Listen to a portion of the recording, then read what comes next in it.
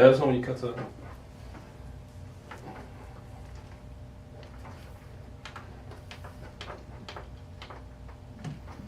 Bendiciones a todos los que nos están viendo por este programa Unplugged, que en español se llama desconectarse, desconectados. Aquí tenemos a mi amigo Gio, que yo no sé la última vez que estaba aquí, pero estamos contentos que está aquí con nosotros. Tenemos a teólogo Isaac aquí con nosotros. Llama a la gente, Bebo. Say something to the people. Hello everyone, welcome to Wise Youth Unplugged. Unplugged, nada más así. Tenemos a Esther Santana. Que Dios le bendiga. Y hoy tenemos un topic que hace como 2 semanas aquí estaba. Yo espero que Irene esté ahí. ¿Dónde está mi teléfono? Yo espero que Irene esté ahí porque él fue que he's the one that asked this question. So I hope he's listening. If not, we'll see you Sunday. I'm gonna see you Sunday. We'll see you Sunday. I'm gonna call you right after the show. Watch it later. So he asked the question that 2 weeks ago, and it was something to think about. It says the question was, how do we stop being fools in order to become wise? And I'm sure everyone in here has a different opinion of it. So I want to go to Isaac first, and also in Spanish, ¿cómo dejamos de ser tontos para convertirnos en sabios? Yo sé que hay gente ahí que nos está escuchando que habla español y también hay gente que habla inglés y aquí tenemos unos gringos aquí tenemos unos gringos que dicen que no hablan español, pero yo sé que ellos hablan español y entienden, nada más que no sé qué espíritu se le metió. Pero Isaac, how do we stop being fools in order to become wise, in your opinion? In my opinion, how I think... Or how have you overcome something foolishness in the past that you now, like, you don't deal with it no more? You have mastered it. I overcame some foolishness back in the past. Like, what you have to do first is pray, read your Bible. Wow. Sorry. I'm sorry. Sad boy's crying. Bro, put your mic to you. Bro, we have to say that. Bro, you're pretty loud, bro. That man's voice cracked. Bro, you're pretty loud. I know, bro, everybody thinks you're in the church when you're not in camera, so come on, bro, speak up. Come on, bro. Okay. Say it with your chest. So, what you first have to do is, like, pray to God to help you to close the doors that you've let the devil open. And after that, you begin to close the doors and then open up the ones for wisdom. Because you can't have a door open for wisdom and a door open for foolishness. It's either hot or cold. You can't be warm. Exactly. So, reading, prayer, asking God to just help you with your foolishness, it's a way of helping you get out of it. Exactly, that's powerful. And when you were saying that, God was speaking to me the same. First, you gotta know, you gotta acknowledge that you have a problem. Because if you can't fix something that you don't know that you're dealing with, you can fix the problem if you don't confront it. So first, you gotta know that you're acting like a fool in order to correct that mistake. Yeah, you gotta acknowledge that. So I don't know if you have. Well, we'll come back to you. I don't know if you have another answer for that. How do we stop? How do we stop being fools in order to become wise? In something that's worked for you. Not something that you read, something that's worked for you. Something that has worked for me. Es que esté de santa, hermano. You know, say, let me go to Gio. Yeah, I don't. Gio, how have you answered this question? How do we stop being fools in order to become wise? Like maybe an experience you had, I don't know, that you already defeated, overcame. Well, going back to what you were saying, I think the first step is to acknowledge, just to know, like, okay, I'm a fool. You have to acknowledge it, because not you could continue being a fool without even knowing it.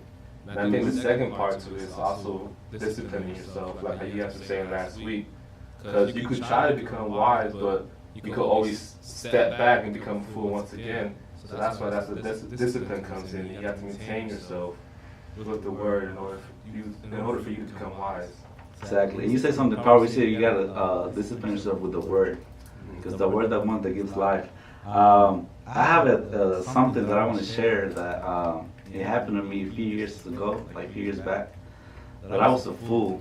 I was on my way to church. I actually got to church, not to this one, to another one I used to go to. And then I get a text from this guy. It was a Sunday. I was already inside. Worship was going on and everything. I got a text from this guy. Hey, I got some free tickets for a Falcons game. And I was bad, and I was like, man, it's Sunday, I'm here, like, well, there's free tickets. You want to come? And that guy also, well, he was like me at that time. He was a little, la carne está descarriado. So, in the church. So, I read the text, and I'm like, man, like, I was battling myself, like. So the flesh won, and I left. I left church, and I drove to the stadium in right in Atlanta. And I'm like, man, God understands. Like, I'm trying to justify myself and everything, me being a fool. So I get there, and then I see all these parkings. You know how they charge parking in there. And there's some people that they do their own parking. You gotta pay like $20-$30. So I didn't feel like paying at the time. So I saw a Burger King. I'm like, I'm gonna park right there, and then it was a sign: don't park here because you'll be told if the event is going on. So I'm like, man, and I got there like half in the game. So I'm like, I'm just gonna be here for a little bit, and I'm gonna come back out. My car's gonna be there. But there was a sign there: do not park here if you're here for the event, for the game. I parked there. And I leave to the game. I'm in the game, enjoying myself and everything. Come back, the car's gone. No, I come back. The car's still there. I'm like, okay, cool. Nothing happened. I turn the key on, and when I'm about to leave, the car won't move. They have put a lock in the tire. Oh, they put a boot. Yeah. They caught you. So I'm like, Sheesh. bro. And I had spent the money I was going to give in church on the game. Wow. So I had to pay, I think, $80 so they can Take the boot off. take the boot off. And then parking was $20, $25. So I literally lost like $50-something. And for me, that was me being a fool. Like, literally, And you got the consequence right away. at the moment I left the church to go to the game, that was already being foolish. Like, I didn't have to get all the way to the game. I was already like, man, like, and I learned my lesson. Like, I saw the sign, do not park here, I parked there and everything, and then I learned my lesson. So, you'll say something? I think that's part of being a fool, because God will tell you as clear as day, like that sign over there says do not park. Yeah. This signs God's throwing at you is telling you not to be a fool, and sometimes for us being foolish, we just ignore the signs. Exactly. So, you see the red flags. You see them, but you still decide to be a fool. Yeah, that's when you don't have that communion with God. And to answer this question, I'm gonna say it again for the people that are watching us. ¿Cómo dejamos de ser tontos para convertirnos en sabios? In English is, how do we stop being fools in order to become wise? When Eden asked that question, I looked at my phone because I have this in my screensaver. Let me see if you guys can see it. Where's the camera at? Right in front of you. This phone is blessed, hold up. Okay, here it is. Can you? They can see it. I can see it. Well, it says, in Spanish, it's a quote from Job 28:28. It says, luego le dijo a todo el mundo, si ustedes me obedecen y se apartan del mal, habrán hallado la sabiduría. And I had this like already like 2-3 months. And that's my screensaver. And every time I'm in a rush or something, I'm always looking at my phone, and that always blesses me. And it says, let me read it again. Luego dijo a todo el mundo, si ustedes me obedecen, if you obey me, and you are apart from evil, then you have found wisdom. So it's not only knowing, but it's doing. It's mostly doing. Because you can know how to do something right, but if you don't do it, then you're still a fool. right? Yeah. It's not about knowing, because there's a lot of people that know. Well, the Pharisees know what to do, because Jesus said, do whatever they say, but don't do what they do. So you can know information, you can know the whole Bible, but if you don't act on what the word says, then you're a fool. Wow. I also told you guys to bring an experience from the past. I'm gonna come back to you. Well, I'm coming back to you now. You already had an experience from the past that maybe you messed up on something, or you did something thinking that it might work out for you and it didn't. I don't know. As you were talking, I thought of an experience that happened, I think, a year or two ago at school, where it wasn't really foolish of me, but maybe I shouldn't have intervened. Because something happened at school when someone was picking on my family member, and I decided to intervene, and maybe I shouldn't have done it. And later, I thought about it like, I shouldn't have done that. Okay. Like, even though it wasn't really foolish of the act of doing it, it was just maybe the way I displayed it and said it offended that person in the wrong way. Okay. Well, I have something here. It says, en la mucha habla no falta el pecado. El sabio aprende a callar. So it says here, whoever talks a lot, sin is going to be there. So I'm going to stop talking, let you guys talk, so I won't be sinning. Bebo, you have any experience from the past that you want to share, that you acted as a fool, or you were a fool at that time? So, this affected me until I got to the new school that I was at. I used to have friends in Rhode Island that would tell me to do things that weren't right. They guided me to start doing things that I never did. And one of those things was disobeying the teachers. And when they would tell us to do something, I would act as though I was doing it, yet I didn't do it. And when I look back at that, I found out that affected my grades heavily. And sometimes I still struggle with that to this day, because that happened for me through 4th grade until 6th. Wow. And because mostly it was the teachers would give us an online assignment. I wouldn't do the online assignment. I would just spend time just playing games or watching something. And Wow. when I look back at that, I started realizing that what I did was foolish. Because if I hadn't done that, some of the things that I'm going through right now wouldn't be happening. Wow, that's powerful. And that's like, yeah, you have power of what you do. You have power of your of your choices, or your decisions, but you don't have power to stop the consequences of that choice. And sometimes we make a lot of foolish choices that when the consequence comes, we don't have the power to stop it, because it's lo que tú siembras, tú cosechas. And I want to read something here in James. I'm going to read it in Spanish. I don't know if you guys want to find it in English and read it. In James 1, 5 through 7. James 1, 5 through 7. And it says, si alguno de vosotros tiene falta de sabiduría, pídala a Dios, el cual da a todos abundantemente y sin reproche, y se le dará. Pero pida con fe, no dudando nada, porque el que duda es semejante a la onda del mar, que es arrastrada por el viento y echada de una parte a otra. No piense pues, quien tal haga, que recibirá alguna cosa del Señor.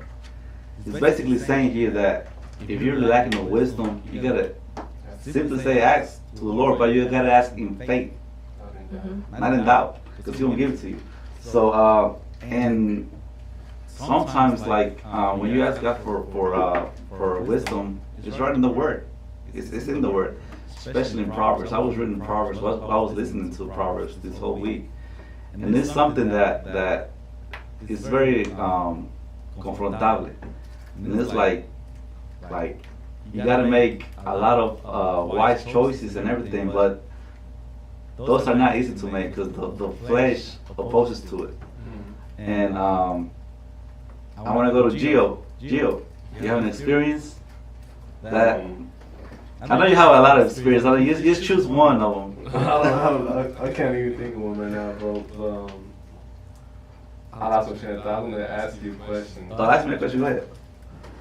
It was more of a going back to what you were talking about. Like you said, many of us know what's good, and even knowing that, we we're still a fool. We don't act on it. And I think that's a lot of us in the church, especially, that are acting one way inside the church and acting Exactly. outside. Having a double life.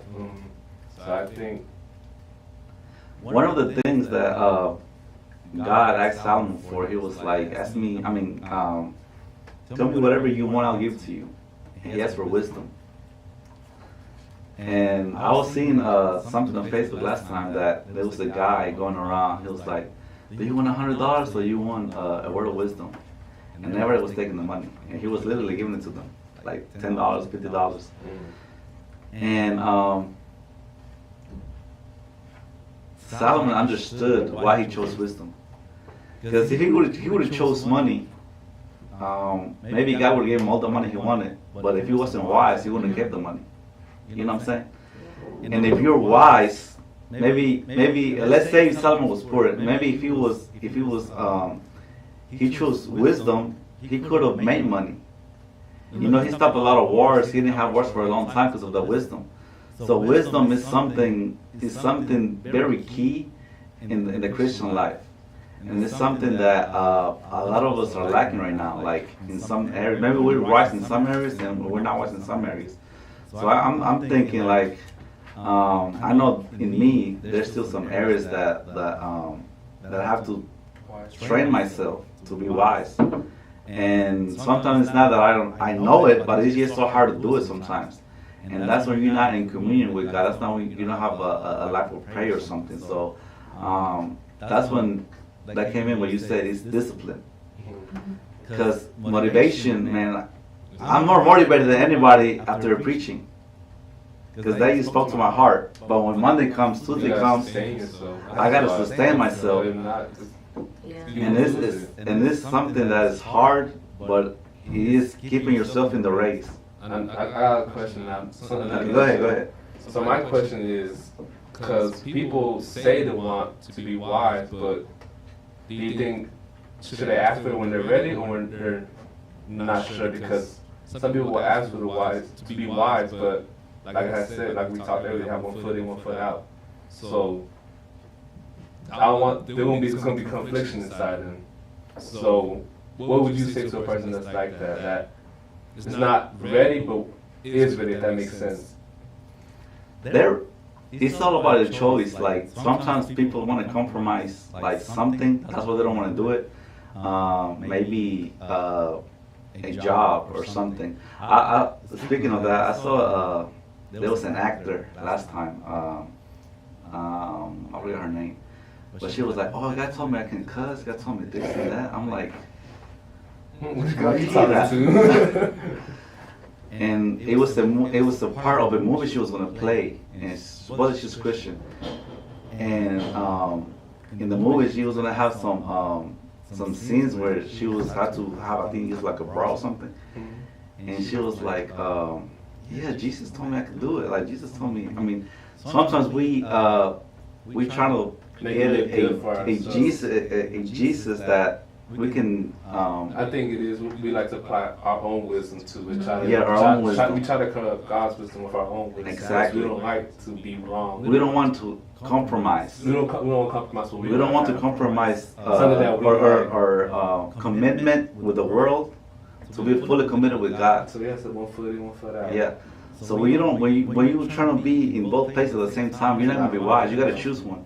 Because if you're devio, how you say warm, that's gonna spit you out. It says it. So you just gotta. It all comes down to a choice. Who you really love, God or the world? God said, if you're not with me, you're against me. It's just two choices at the end of the day. And I think it all comes down to that person who Are you ready? Does that person wants to please? That's it.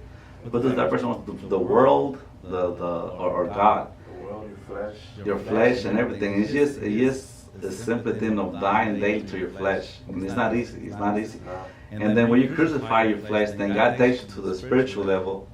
That's why when he crucified his flesh on the cross, then the veil ripped, and then now he can enter to the spiritual world. But first you gotta crucify your flesh all the time. And then I remember the experience when I was a fool.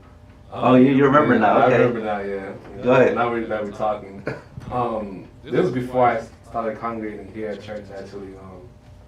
So when I was a fool, it was with money. I was way too in love with money. I was having a job that's out of state, out in Texas, and I was making a lot of money. But little did I know that money was taking me to some illegal stuff that I was doing, and like you said, like your story earlier, there's like clear signs, like, come on, man, tighten up. It's clear as day. You gotta, like, you know inside of you, and like, you know inside of you too. That's the other part, like, and thank God that I was able to realize, like, wow, and let go of that part of life, because I don't know where I would be if I was still doing that. Esther, how do we overcome that when there's a voice inside of us telling us, don't do it? You see the red flags and everything, but you still go ahead and do it. How do we? For me, in my personal experience, I always try to keep a word in my mind from the Bible that helps me to come back to those thoughts, like to fight those thoughts in my mind. Like for me, when I was going through those tough times at school, I always thought of the word that says, I will never leave you nor forsake you, and I always repeated that in my mind. So when you have thoughts in your mind, you should always back them up and fight them with a word. Exactly, and that was what the pastor was saying this week. You gotta put, you could put the word for a week until the next word comes.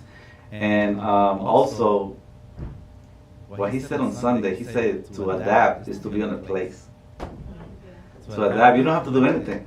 You don't have to do. I remember one time, well, a lot of times, I would go to a place, to a house, I don't say whose house, but to a house, and the house, like, it smelled pretty bad all the time. Every time it would smell the same. But 10 minutes went by, and I was already adapted to it. I didn't smell the bad no more. It was already in my system. But if somebody else came after me, they'll be like, what's the smell? You know what I'm saying? But me, I was there for 10 minutes, 15 minutes. I was already with the atmosphere. Used to it. So I think, like what Esther said, go ahead. I think that the you said, a thought came to me. Being adapted to something is dangerous, because the fool will become so adapted to his foolishness that he won't, like, That he'll be thinking he's being wise, being a fool. Exactly, yeah. Wow. I came to wow. Y se profecía no hace sabio, pero Yeah, and Dios lo entregó. And that's right there speaking about Adam and Eve. Like, and this is the free will. That's the most dangerous thing we have, the free will. Like, God gave us the free will, and you surrender your will to do His will.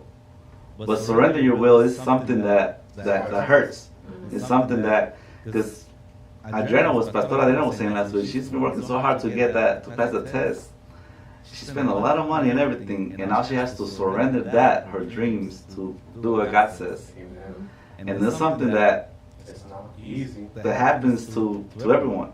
Something that, we were in Hebrew class and we were talking about Abraham. How God gave him Abraham, God gave him Isaac, and now He's asking for him back to test his heart. So it's all about surrendering your will and doing what's right. Ahí está Mireya ahí, Mireya. Le texteo ahí porque she's saying, wow, I never seen Mireya in the... Un aplauso. Un aplauso ahí, déjame. Ese es el... There you go. Mireya, tú sabes que era un aplauso. Yo pensaba que te quedabas solita. Todavía estoy aprendiendo, Señor, tenga paciencia conmigo. Isaac, me está dejando muy callado ahí. Suelta el misterio, varón. Suelta esa unción teológica. Do you already answer the question? How do we stop being fools to become wise? Okay. I want to go to Philippians 2:13. No. Sorry. It's 1 Corinthians 1:25. Primera de Corintios 1:25. And it says, porque lo insensato de Dios es más sabio que los hombres, y lo débil de Dios es más fuerte que los hombres.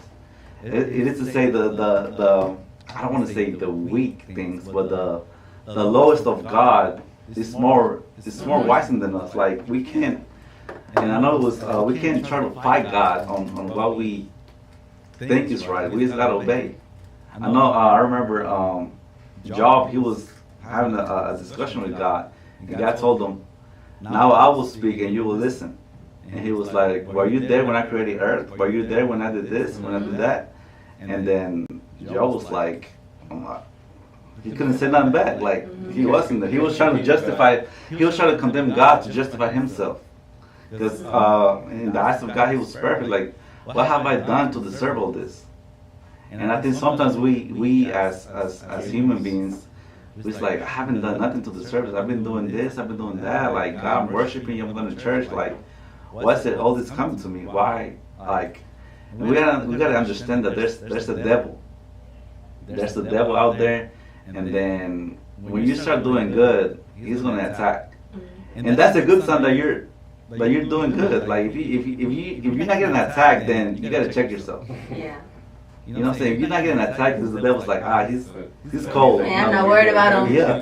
Yeah. So feel proud that you're getting attacked, because that means you're doing something right. You're being wise. And because he's not going to be attacking and drunken, he already has him. So when you're doing something for God, when you're walking in the Word, that's when you're going to be attacked. Wow. And that's powerful. And I have experiences of it. As soon as I start doing something right, it's like something out of nowhere. Wow. And it's like, but I already have the mindset. And don't let that moment bring you down. Yeah. Go ahead. That's when a lot of the youth go. When they see that attack, they just drop. They just drop. They just drop. Yeah. Yeah. And being here in this church is, I know we talk about a lot about the soul and the mind and everything. And now I have that knowledge that even when something comes down to me, I already have it on my mind that's going to come. So when it comes, I'm not that surprised. You know what I'm saying? And I sustain myself, and I'm like, well, and you gotta have discernment. Like, you can't react. Like when something comes, you gotta be like, where's this coming from? What did I do? Because sometimes you gotta process. sometimes you open a door for that, and sometimes it comes naturally because it's an attack from the devil, or sometimes God allows it to come. Because you know, when the devil gets to Job, he asked for permission. You know, the guy gave him permission. He just came to him because he didn't have no legal right, because he was perfect in the eyes of God. So if you're being persecuted, you gotta be what? You gotta be grateful. You gotta be wise. That means you're being wise. Yeah. That means you're being wise when you're being persecuted. Somebody else coming in there. Wendy, se oye mal. You guys, se oye mal. Oh, I'm not speaking too loud. Control, can you check Control. Yeah, well, deja de comer y ponte. But yeah, wow, 10:58. Wow. I said I wasn't going to speak, and I've been speaking the whole time. But eso toma calladita ahí, tú tienes que joder ahí. I was talking. No, pero tú tienes que seguir ahí. 24-hour podcast. And now I'm going to go to Philippians 2:13. It said, porque, I'm going to go fast, porque Dios es el que en vosotros produce el querer como el hacer por su buena voluntad. That means, and I'm going back to that verse that says, if you want wisdom, just ask for it. Ask for wisdom, and then He'll give you the el querer como el hacer. That means you're going to have that desire to do it, to read the word and everything. But be ready to let ready to let go of everything that. Yeah. Before you make a decision, you gotta be. You already had to have a decision in your mind to let it go. I think that's the question I was asking about earlier. But yeah. Yeah, you have to want it. You have to want it. You can't just ask for it without. Yeah. And even if you get persecuted by being wise, one thing that you're gonna have is peace, and that's a sign. You're gonna have peace because in the world you can be happy. You can have That's temporary. whatever, but it's gonna be temporary, and you're not gonna have peace. You're not gonna have peace. You might You're have. always gonna be sad on the You're gonna be happy at the moment, but you're never gonna have peace, and you're never gonna have joy. Never. Wow. That's why you see a lot of celebrities. Going through drugs, ending their own lives, stuff like Yeah, that too. and you see a lot of celebrities buying 5, 6 cars, 7, 8, But they're not because they're trying to fill the void Yeah. with It's something. last. And they got cars, houses, and then they feel something for a minute, and then when that's already gone, they buy something else to keep filling the void, and they never fill it. And that's powerful, and they're being fools because they're trying to fulfill something that's never going to be fulfilled only by That's God. why a lot of our youth are in drugs right now and alcohol and stuff like that. That's it, because they're trying to fill the void with. They're trying to fill something that's maybe in a relationship. Somebody hurt that person. Now they broke up. Now they're trying to fill the void with many men, with cars, with anything. And until you give your life to Christ, you're always going to be a fool. Wow. Even if you're not doing something that maybe doesn't Doesn't seem too bad. too in their bad, eyes. but you're still a fool. Because it says that God gives the wisdom. So even if you're like a good guy and maybe not a Christian or something, you're always going to be a fool until you give your life to Christ and until you act on the word. Wow, that's powerful, bro. Isaac, tell me something, bro. When you were talking about, I'm sorry, I said I was going to talk too much and I talked too much. Go ahead. when you were talking about that, that made me realize something. Cause like, it's like hard to put into words, Go ahead. but like, Try. To the mic, you get closer. so you were talking, and I was thinking about something when you were talking about people filling up a void that can never be filled. Because like a lot of people do that. Like when they don't have someone in their life, they'll find someone else who can replace that. Exactly. Like for example, if someone doesn't have their parents, like if they don't have their mom or their dad, they'll try to find something that can fill that void. But Exactly. you can't fill that. Because even though your earthly parents are gone, you still have your heavenly Father. Exactly. That's why you don't give your heart to a person or to an animal, to nobody. Because when that person dies or fails you, you're going to get hurt. You're gonna fall. That's why the Bible says, ama a Dios sobre todas las cosas. And that's because Bro, you saying that just opened me to a whole new perspective. Go ahead, bro, go ahead. No, but I'm receiving, bro. That opened my eyes, bro. I don't think you just realized what you said. Then I bro. don't repent of talking too much. Bro, I don't think you realized what you just said. Wow, Yeah, that's because powerful. what did I say? I just forgot, bro. What did I Bro, say? you said, that's why God said, love me above all things, Yes. not things of this world. That's Yes. powerful. Because I cannot give my heart to somebody that's temporary. It's temporary. Wow. You can't, because that person's gonna fail you, even if they don't have the intention to fail you, because they don't have control of what's around them. Not even that, like you said, even if they don't, let's say they don't fail you, they're not going to be here for long, bro. Exactly. That's it. They're not gonna feel Let's say that. it's your parents, say you love your parents above all things, they're not going to be here all your life. And there's a verse that says, "El que no aborrece a su madre y su padre no es digno de mí." And that word aborrecer, it doesn't mean to hate. It means to love less. So if you don't love less the people around you, then you're not worthy of God. Wow. You gotta love them less. It's not you don't have to hate. I mean, you don't. It doesn't mean to hate. It just means to love less. And that's your children, friends, pets. Sometimes I used to love my dog like for real. I used to call her my daughter sometimes. My 2 daughters. I don't say that no more. But when I was in the flesh, bro, and then even if I'll see my mom or anybody speaking back to them, I'll get mad, bro, because they have my heart. Two nefesh souls have my heart. Imagine that. That's why you can't give your heart to nobody, bro. Nobody. Because the moment they fail you, they take your heart with you. Bro. Can I say something? Go ahead, bro, because we're about to wrap this thing up. No, 2 more hours, bro. Go ahead. So sometimes like emotions will hold you back because like you'll be connected to someone, and when that person fails you, you're gonna get mad. You're gonna start blaming people. Exactly. And one of the sometimes people blame God. Like, if your parents fail you, you'll be like, God, why did you do this? Everything was working out until this happened.